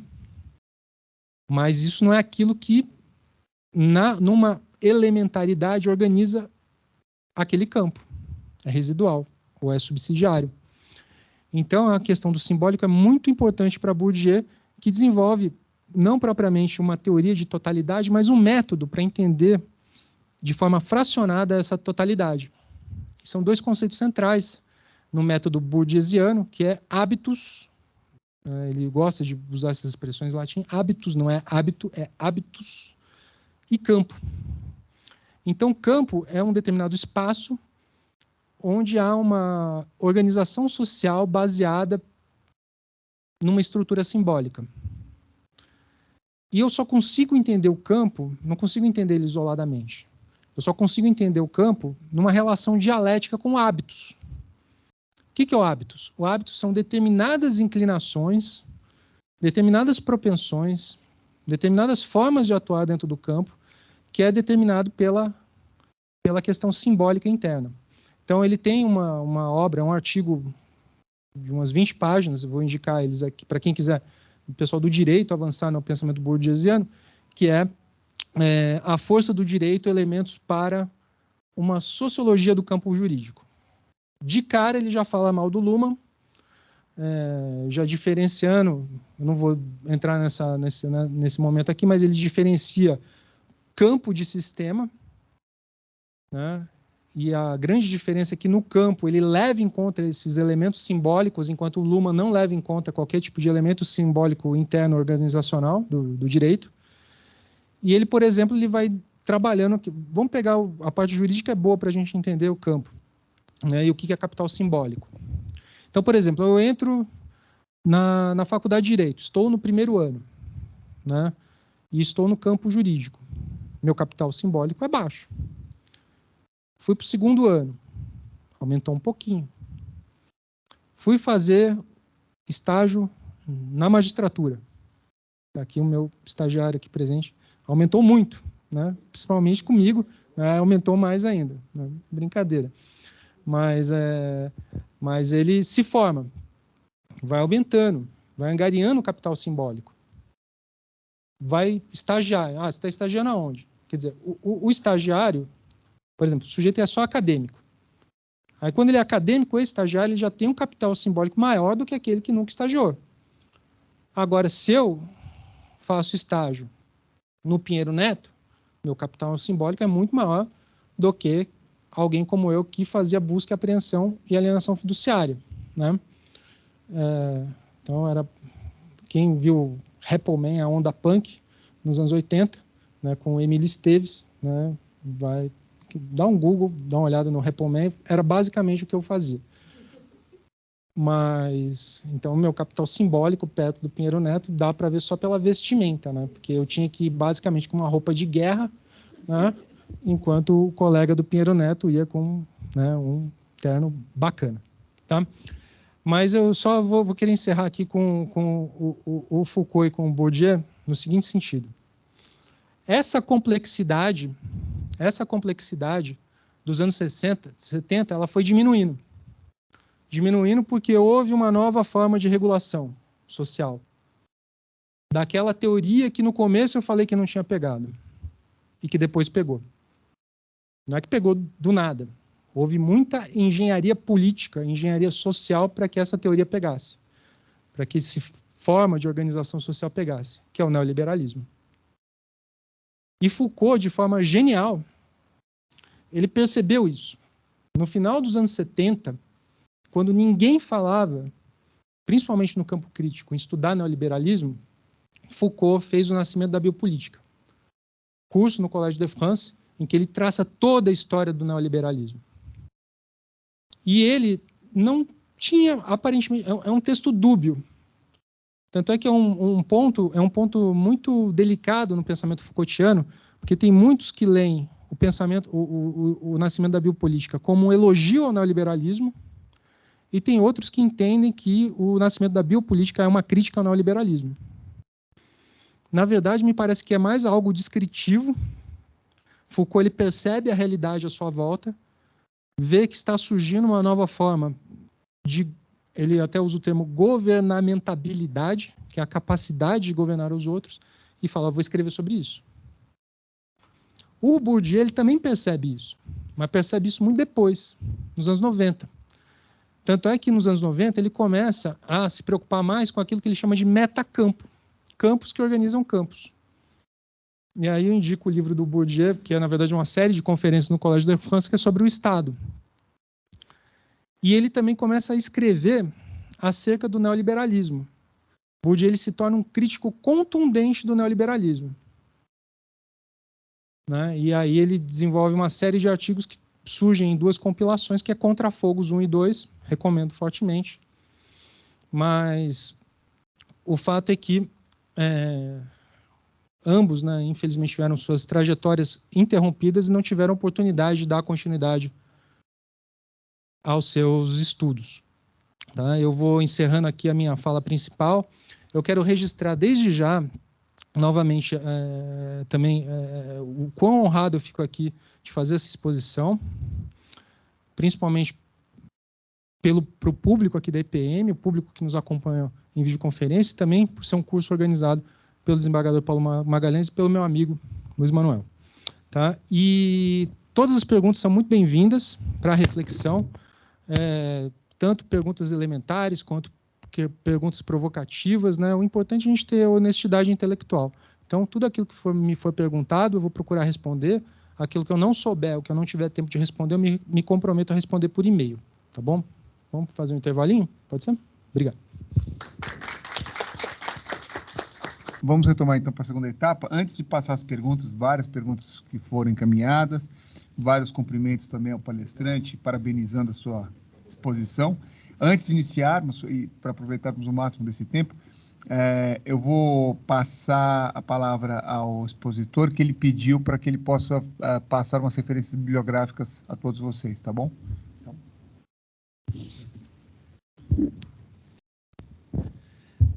Daqui a pouco vai entrar o slide, mas eu esqueci de deixar registrado quais são as principais referências utilizadas hoje na exposição. Mas a primeira delas, né, é o Sociologia do Direito, do professor Alisson, né, que trata, além de um panorama geral de todos esses autores que eu abordei hoje, também traz os 3 caminhos do pensamento contemporâneo, da sociologia do direito contemporânea. Então, tem o Sociologia do Direito. Com relação à virada do período fordista para o pós-fordista, temos o livro do professor Alisson, Estado e Forma Jurídica, nos capítulos finais, depois vai ter a referência certinha aqui. Agora já tem, peraí.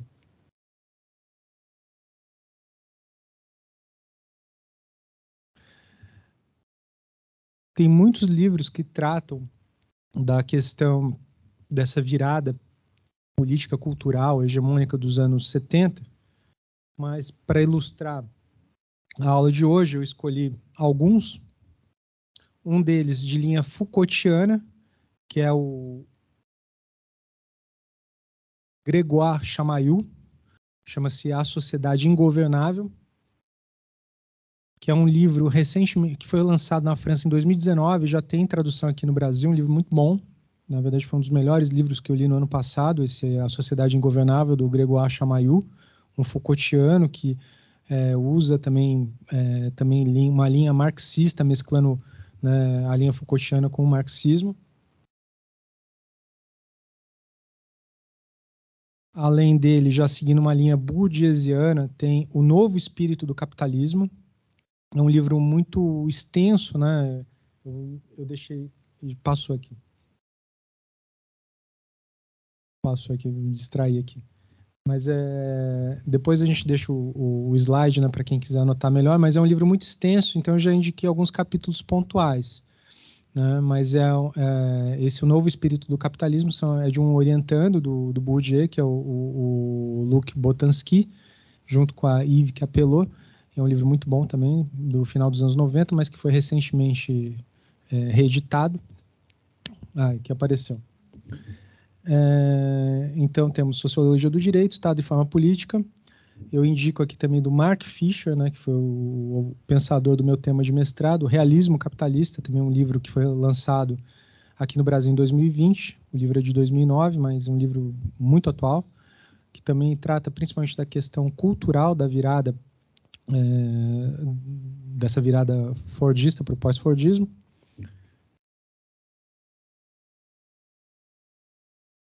E também, seguindo uma linha Foucaultiana, tem A Nova Razão do Mundo, que é do Pierre Dardot, do Christian Laval, também com análise bem Foucaultiana. Poderia indicar outros livros, como, por exemplo, do Rubens Casar, que é um orientando do Laval, que tem um livro também chamado A Miséria Neoliberal.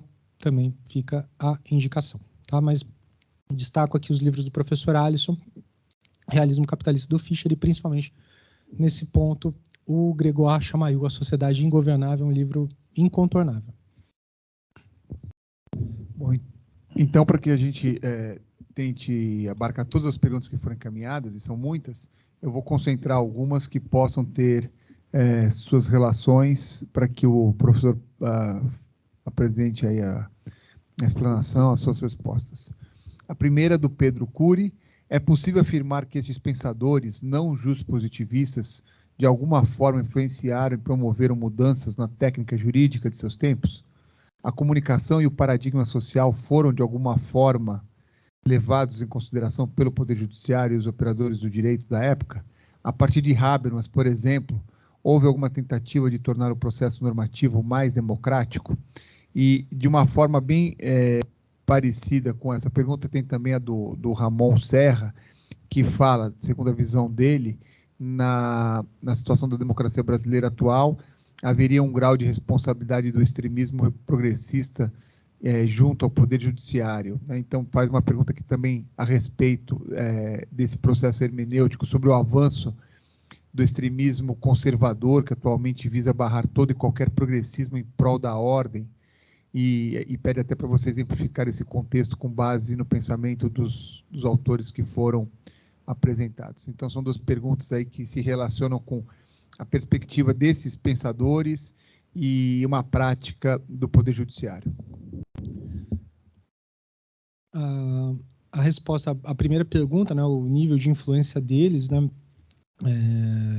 na atuação jurídica e, enfim, na realidade jurídica brasileira, são pensadores que têm um grau de influência, efetivamente, mas a margem de manobra, a partir do pensamento deles, né, é pequena, né? Então, eu estava elogiando, em certa medida, a ação comunicativa do Habermas, que é uma ferramenta realmente muito importante, né, de, por exemplo, criar espaços de conciliação, né? Aqui no Tribunal de Justiça, por exemplo, foi criado há alguns anos o GAORP, que é um centro de conciliação para casos envolvendo reintegrações de posse, remoções, e que aparentemente vai ser estendido via CNJ para outros tribunais.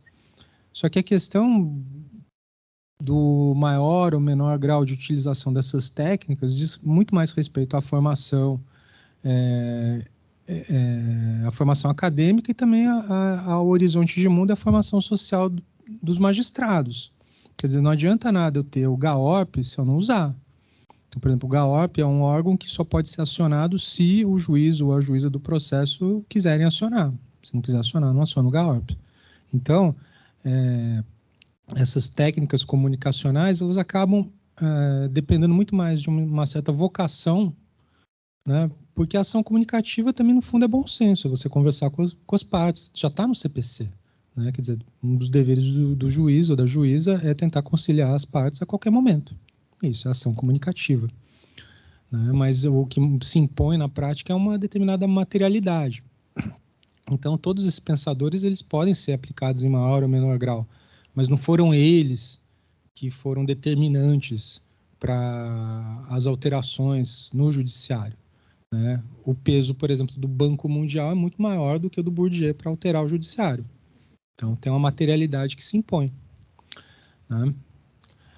Com relação a outra pergunta, né, desses movimentos autoritários, né, e até que ponto eles são causas, digamos, de um transbordamento por parte do judiciário das suas funções, é que o Habermas, o Luhmann responde isso, né? Muitas vezes um sistema, né, sistema político, quando ele transborda a atuação política, invade outras esferas de sistema, causam reações nos outros sistemas. Então, evidentemente que qualquer política de cunho autoritário que busque transbordar a ação política para invadir as esferas do judiciário, muito provavelmente vão causar uma reação. Então, a resposta, sim, é um fator de causa, sim, a segunda pergunta. Uma pergunta do Leandro da Costa. Aproveitando o ensejo, como esses pensadores analisam o fascismo e o método de criação de um inimigo, como o comunismo, o socialismo, para gerar medo e dominação? Segundo esses autores, as implicações do neoliberalismo para a vida social e para a confiança da população no sistema político e na democracia, qual seria o impacto disso? Então, a primeira coisa, tem que ter honestidade intelectual para falar que eu não está no meu campo de pesquisa direta nenhum desses autores. Talvez Foucault e Bourdieu, eles sejam referências complementares na minha pesquisa, mas não estão na centralidade da minha pesquisa. Todos eles têm obras muito vastas. É uma produção teórica enorme, então não vou poder ter certeza do que eu estou falando aqui. Mas me parece que, por exemplo, a Habermas ele não analisa, assim, pelo menos isso não está na centralidade da teoria dele. É lógico que ele leva em conta uma dimensão autoritária para formatar a teoria dele, até por conta da história de vida dele. E Habermas a mesma coisa. Agora, essa dialética do amigo e inimigo, ela aparece, por exemplo, em Foucault. Então, Foucault, em diversos momentos, eu falei um pouco antes do Clausewitz, né, aquele pensador do século XIX que fala da guerra, né, que a guerra é a continuação da política por outros meios. O Foucault, em diversos momentos, ele inverte a máxima de Clausewitz e fala que a política é a continuação da guerra. Então, e nessa guerra, essa dicotomia amigo-inimigo, quem é inimigo, é muito presente. Então, de certa forma, Foucault ele aborda lateralmente isso. Mas não me parece que haja um estudo muito aprofundado diretamente do Foucault em relação ao fascismo. O que o Foucault questiona são as formas de poder, seja ela qual for. Né? Mas não me parece que haja uma centralidade do fascismo nas reflexões Foucaultianas, apesar dessa dialética amigo-inimigo aparecer. O Bourdieu ele vai abordar um pouco isso, não em termos de um fascismo, porque esse problema não estava muito no horizonte de mundo, né? Tem que imaginar que Foucault morreu no início dos anos 2000, né? E essa retomada autoritária é algo um pouco mais recente. Então, talvez não tenha sido uma preocupação do Bourdieu nessa fase final da vida dele, que foi uma fase de alta intervenção política. Ele estava muito mais centrado, né, na crítica e na análise do neoliberalismo. Tá? Mas de todos eles, me parece que o único que chega a desenvolver alguma coisa, pelo menos diretamente nessa digamos, dialética amigo-inimigo, é o Foucault. Pergunta da professora Raíssa Bittencourt. Compreendo que o direito é um instrumento hegemônico do ponto de vista gramsciano e, portanto, uma expressão da branquitude do patriarcado, e que, enquanto campo, o direito cria as condições para a preservação dos caracteres que preservam seu controle. Gostaria de saber como a teoria crítica se coloca perante as exclusões raciais e de gênero que são imanentes ao direito e à colonialidade jurídica. Se puder citar autores que lidam com esse recorte. Então, essa é uma pergunta muito boa. Eu não me posiciono exatamente dentro de uma matriz gramsciana, mas levando em conta esse prisma teórico da hegemonia, primeiro, o pensamento crítico existem muitas vertentes, né? Dentro do marxismo mesmo existem pensadores, às vezes até mesmo quase que antagônicos, né? Se a gente imaginar, por exemplo, que dentro do campo marxista a gente tem desde Mao Tse-tung até Theodor Adorno, né? Ou mesmo se a gente fizer uma contraposição do Mark Fisher com Adorno, né? Então, tem autores que não têm a questão racial, a questão do feminino no seu horizonte de mundo, assim. Então, não dá para falar assim, a teoria crítica ela responde exatamente assim nesses termos. Mas, assim, referências que mesclam, isso é muito importante, na verdade. Essa pergunta é muito importante porque uma das grandes questões do pensamento crítico é justamente tentar unificar a centralidade das questões da luta de classes com todas essas demais lutas que emergiram, principalmente nos anos 70, a questão racial, a questão do movimento feminista, a questão do movimento LGBT. Então, como é que eu aglutino isso? Essa é que é a grande questão, né? Dentre os autores, a gente pode mencionar o Silvio de Almeida, que tem o livro dele, O Racismo Estrutural, que fundamentalmente é uma unificação da crítica racial com a teoria marxista das formas sociais. Dentro do pensamento feminista existem uma série de autoras, assim, que eu gosto muito mesmo. Eu mencionei hoje aqui mais cedo a Sylvia Federici, né? Acho ela sensacional. Tem uma autora que não é muito conhecida, que é a Nancy Hartsock, né? Que trata, inclusive aquela trata da questão do ponto de vista da análise, né? A partir do pensamento da Nancy Hartsock surgiu de uma forma meio enviesada a questão do lugar de fala. Tem também um livro, tem também a Roswitha Scholz, né, que é uma pensadora alemã da linha da nova crítica do valor, que aqui no Brasil tem um livro muito bom mesmo, assim, da Thailise Leite, que também foi uma orientanda do Alisson Mascaro, que é a crítica do feminismo liberal, crítica marxista do feminismo liberal, que é um livro excelente mesmo. Então, as respostas mais sofisticadas às questões raciais, às questões do feminismo, a questão do próprio movimento LGBT, são aquelas justamente que conseguem aglutinar a crítica peculiar desses grupos com a crítica de uma totalidade a partir das formas sociais. Então, eu mencionei alguns autores e autoras que tratam dessa vertente. E aqui no Brasil tem muitos pensadores do pensamento crítico, né? Tem Lélia Gonzalez, tem uma série de autores e autoras que a gente poderia mencionar aqui também, né? Mas tem muitos também autores do campo crítico que não levam em conta esses fatores, né? Quer dizer, o Theodor Adorno justamente era um sujeito, né, como mencionado aqui, que não tinha na sua preocupação de mundo as questões nem tanto de uma forma tão aprofundada quanto, por exemplo, um Silvio de Almeida, né? Ou como a Sylvia Federici na questão do feminino. Pergunta do Francisco Lopes. Segundo a reflexão de Foucault sobre o poder disciplinar nas escolas, seria possível pensar uma escola sem atribuição de notas, presença, controle de atividades, vigilância hierárquica, etc.? A resposta é sim, né? Eu acho que tudo isso, eu não sou pedagogo, nem me atrevo muito a discorrer muito sobre esse assunto, mas a resposta é sim. Eu acho que o imaginário, eu mencionei aqui o Mark Fisher, né? O Mark Fisher, ele trabalha justamente com essas questões do imaginário, de imaginar novas formas de sociabilidade, de combater aquilo que ele chama de realismo capitalista. Então, o que é o realismo capitalista na visão do Fischer, né? Ele foi apurando esse conceito ao longo da trajetória dele. Num primeiro momento, realismo capitalista seria a percepção de uma inexorabilidade do capitalismo. E tinha a máxima que é a seguinte, né? É mais fácil imaginar o fim do mundo do que o fim do capitalismo. Essa frase que o Fischer muito usa, não é dele, é de um outro autor, chamado Frederick Jameson, mas o Fischer usa bastante. E com o tempo o Fischer ele foi apurando o conceito de realismo capitalista.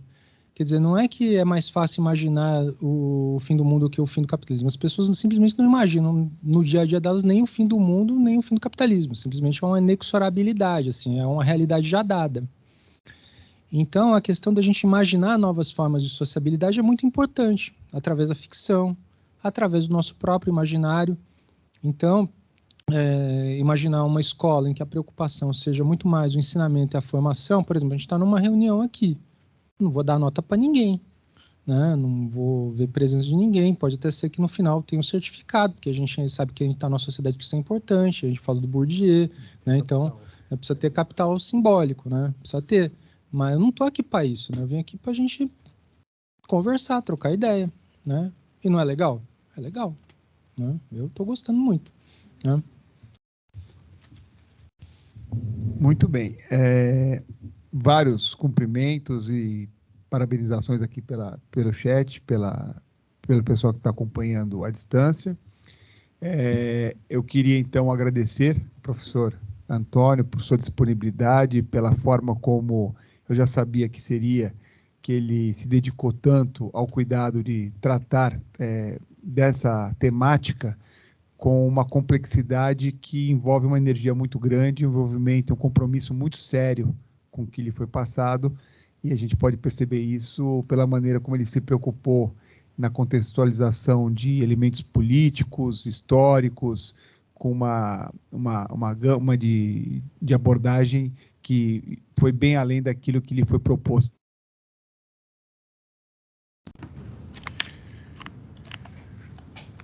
Aí, ó, Gu. Oi? Tá funcionando o microfone. Acabou a bateria?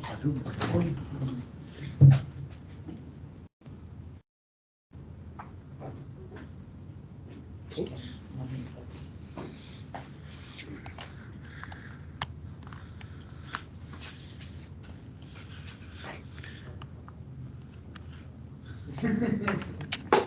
Puxa, você quer que eu tirei aqui? O negócio não podia. Agora sim, voltou. Então, nós temos a penúltima aula do nosso curso, com esse agradecimento ao professor Antônio, e todos convidados para a aula de sexta-feira, que vai ser a aula de conclusão com o professor Alisson Mascaro. Obrigado.